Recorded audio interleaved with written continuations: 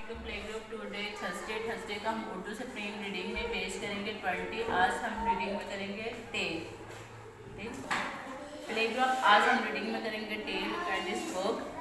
आज हम रीडिंग में पढ़ेंगे टे टमाटर, टे टोकरी और टे टोपी। टे टमाटर, टे टोकरी, टे टोपी। आज हमने ये 3 पढ़ना है। प्ले ग्रुप नेक्स्ट हम कॉपी वर्क करेंगे उर्दू का। कॉपी वर्क में पेज 60 आपने सी वर्क में करना है, पेज 70 एच वर्क में करेंगे। आज हम इसमें भी रीडिंग में भी टेल पढ़ना है और कॉपी वर्क में भी हमने क्या लिखना है, tell. Take out to get the board. Take के ऊपर क्या है, टोपी। टोपी टेक के ऊपर क्या है, टोपी।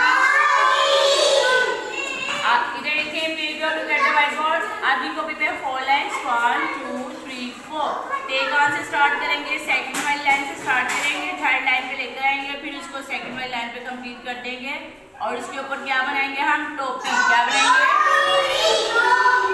ये बोर्ड के ऊपर मैंने क्या लिखा है,